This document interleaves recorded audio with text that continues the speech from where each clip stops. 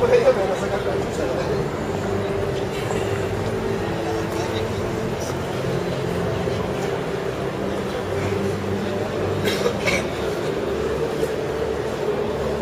den internationalen Kommunen. Wir sind hier, so wie ich zu sagen, was passiert in Südchile. Eine Naturkatastrophe würde so unvermeidend gemacht werden. Ein großes Projekt von 2,2 Milliarden Euro. Das ist das Lobby, das Kapital, das in Chile beherrscht. Wir haben mal kein Recht. Wir sind hier, so wie ich zu sagen, in alle Wände. Was passiert in Chile? Wir leben in die Nacht. Wir würden in die Nacht sterben. Aber gegen wann würde sich das Licht von uns alle geben? Politische Gefangene. Das ist ein Kampf nicht von Macht, nicht von Geld und Religion. Das ist ein Kampf von der Natur, von unserer Mutter Erde. Wir sind einfach Menschen, Agrikultoren, Menschen mit keinen Waffen. Wir sind nicht Terroristen und sind wir genannt wie Terroristen. Wir haben mal keinen einzigen Chilenen umgebracht. Wir haben mal keinen einzigen Polizisten umgebracht. Keine Chilene ist in Schade von uns angekommen in unserem Kampf. Und trotzdem sind wir als Terroristen genannt. Wir wollten Gerechtigkeit. Wir wollten dieses Gesetz, Antiterrorgesetz nicht mehr haben. Wir sind Menschen, mit Frauen und Kindern gehen wir in unsere Demo. Mit Steinen und Stocken. Wir haben mal keine Waffe. Unsere Kinder sind unsere Waffe. Und wir würden immer dabei sein und immer stehen. Bis die letzten Bäume runterfällt, würden wir da sein. Für unsere Mutter Erde, für unsere Ñuque Mapu. Marichihueo, 10-mal würden wir siegen, hier in Piñera. Sind wir dabei und wir würden Widerstand leisten, bis die letzte Baum hält. Al Mapuche por luchar, liberar, liberar. Al Mapuche por luchar, liberar, liberar. Al Mapuche por luchar, liberar, liberar. Al Mapuche por luchar. Wir haben mal geschrien, Freiheit, Freiheit vor dem Mapuche, zum Widerstand zu leisten. Widerstand ist kein Terrorismus. Widerstand ist die Gerechtigkeit von einem Menschen, zum Ungerechtigkeit zu kämpfen. Wir kämpfen mit unseren Kindern, mit unserer Mutter, mit alles dabei. Wir sind nicht kein Terroristen. Ich würde nochmal wieder das benötigt sagen, weltweit. Wenn ich keine Stimme mehr habe, würde ich immer sagen, wenn ich sterbe, würden noch mehr Menschen hier von mir in meiner Seite stehen. Marichihueo wieder mal, 10-mal würden wir siegen.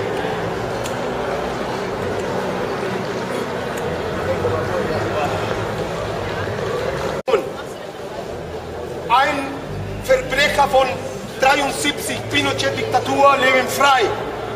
Das ist unsere Gerechtigkeit in Chile. Wir sagen weltweit, wir haben mal kein Ende von der Diktatur gehabt. Das war nur eine Maske, eine schöne Kosmetik. Wir leben genauso wie früher. Aber wir sagen bereit, dass wir würden immer stehen. Wir würden unseren Kampf nicht abgeben. Da hören wir nicht auf, weil das ist unsere Liebe von unserer Mutter Erde. Unsere Ñuque Mapu. Etwas, das uns bedeutet, das unseren Herzen steht, und das sind die Patagonien in Südchile. 5 Flüssen, 23 Naturreservaten mit mehrerer Biodiversität, wichtig von dieser Welt. Da würde ein unvermeidender Desaster. Wir würden alle bereuen, wenn dieses Projekt funktioniert wird. Und ich wiederhole, wir Chilenen leben genauso in Diktatur wie in 73. Das hat sich nie geändert. Wir sind jetzt wieder zurück.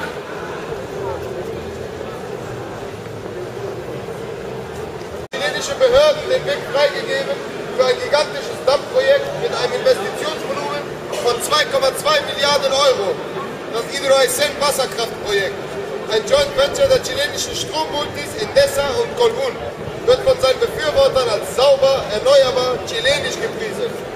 Kritiker sehen in dem Projekt, das unter anderem von dem Energiemulti Endesa vorangetrieben wird, jedoch den Anfang vom Ende für Patagonien. Über 4000 Hektar einzigartiger Ökosysteme, Lebensräume und Flusstäler würden dadurch verschwinden. Bereits gefährdete Tierarten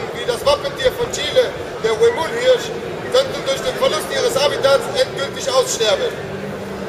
Darüber hinaus wird befürchtet, dass neben den Dämmen bis zu 2000 Kilometer Überlandleitungen sowie 60 Meter hohe Strommasten in vormals unberührten Landstrichen errichtet werden.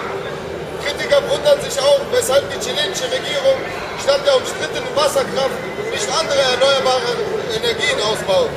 Chile hat Potenzial für Geothermie, Biomasse in der Landwirtschaft, Photovoltaik in den Wüsten und den Wind an der Pazifikküste. Zudem wird in Frage gestellt, wer den größten Nutzen aus dem Projekt zieht. Chile habe kein Energieproblem, sondern ein Bergbaumproblem, konstatiert ein Beobachter. Die größtenteils ausländischen Bergbaufirmen verbrauchen schätzungsweise ein Drittel des gesamten Stroms für ihre Minenoperationen.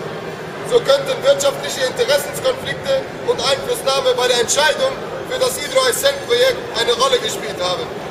In den vergangenen Tagen sind Zehntausende Demonstranten in Chile gegen das geplante Projekt auf die Straße gegangen. Die Regierung reagierte auf die friedlichen Proteste mit heftigen Repressionen und körperlichen Angriffen auf die Demonstranten mit Gasbomben und Wasserwerfern, wie wir unter anderem auf Videos auf YouTube verfolgen konnten. Wir sagen Nein zu Hydro-Aysén. Nein! Patagonia sin represas. Nein, nein, nein, nein! Wir sagen Nein von dieser komische, verrückte Idee, Herr Piñera. Ich sage nochmal, ich habe schon 2 Kinder, Herr Piñera. Ich habe schon 2 Kinder und die wollen in dieser Erde leben. Deswegen würden Widerstand zu leisten. Wenn wir nicht nach Chile fahren könnten, was wir Probleme bekommen, wir bleiben hier und machen wir so viel Stress, weil sie einfach die ganzen Leute so umkehren werden, Herr Piñera. Sie würden das nicht vermeiden. Die würden sich wie immer daran erinnern, wie würden wir immer hier sein, bis dieses Projekt nicht gebaut würde. Dieses Projekt würde nicht gebaut.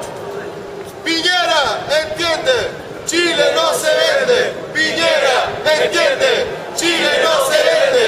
Piñera, entiende, Chile no se vende. Piñera, entiende, Chile no se vende. 1973 in einer Diktatur. Die sagen, dass sie leben in einer Demokratie, in einer Pseudodemokratie. Dass die Realität ist ganz anders. Es gibt politische Gefangene, gibt Menschen, dass sie 104 Jahre bekommen. Wir sind in die Augen von euch alle ein progressives Land, wo Demokratie recht. Aber das ist nicht die Wahrheit. Das entsteht nur von einem Teil von der Bevölkerung. Ein anderer Teil ist nicht gehört, die imponer, ¿cómo se dice la palabra imponer? Aufzwingen, um seine komische Idee so einfach zu bauen, Thermoelektriker, Kraftwerke, dann machen eine große kaputt die ganze Erde. Das ist einfach eine unvermeidbare Situation, wo die Kapital los ist in Chile, weil das gibt keine politische Politik von der Umweltschutz. Es gibt keine politische Umweltschutz in Chile. Jeder, was die Geld hat, kann so machen, was sie will. Das Geld beherrscht in Chile. Das ist unsere Ketten. Das sind unsere Ketten. Das Macht des Geldes. Und wir wollen das nicht mehr. Wir wollen, dass unsere Kinder eine Zukunft haben. Eure Kinder auch. Weil diese Erde ist nur ein Raum. Und wir haben nur eins. Ich weiß nicht, der Präsident von meines Landes vielleicht wollte sich auch abzuhauen von diesem Raum, wenn die alles kaputt gemacht würde. Und euch auch damit, mit diesen 5 Wasserkraftwerken, das würde ein Desaster unvermeiden. Wir würden alle bereuen. Und wir sind hier, zu euch so Bescheid zu sagen, was in Chile passiert ist. Das ist unsere Kette, das Kapital. Und wir wollten von dieser Ketten befreien. Gegen wann würden wir uns befreien von diesem Kapital? Das Leben ist wichtiger. Wir kann man das nicht essen.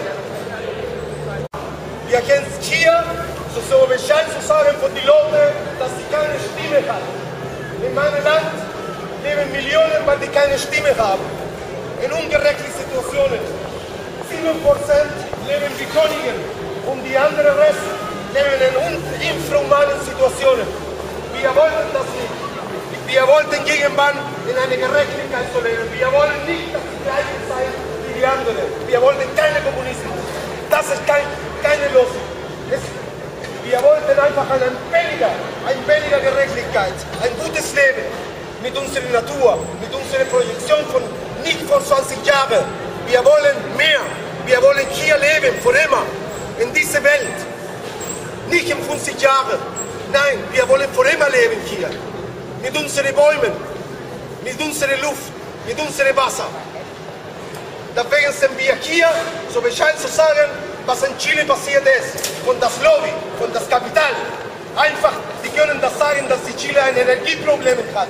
Chile hat keine Energieprobleme. Chile hat genug Energiequellen. Das ist nur ein Geschäft, ein einziges Geschäft. Dass sie profitieren, momentan die Leute daneben von der Antarktik. Das sind unsere Kulu. Wir haben nur weniger Möglichkeiten, so diese Sachen zu vermeiden. Und das ist kommuniziert, organisiert, in Facebook anschauen. Das ist eine Bewegung weltweit. Wir wollten unsere Erde retten. Und meine Leute, meine Stämme, die Mapuches, Leute von der Erde, Menschen von der Erde, würden immer da sein. Und wir würden bis die letzte da sein und kämpfen.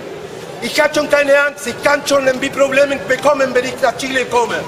Aber ich hatte schon keine Angst, weil ich hatte schon 2 Kinder. Und von diesen 2 Kindern würde ich mein Leben geben. Ich will bei diesen Kindern eine Zukunft haben. Deswegen wir kämpfen von der Natur, von unserem Raum, unsere Erde, es ist unser Zuhause. Und wir kann diese Sachen nicht essen. Goldketten kann man nicht essen.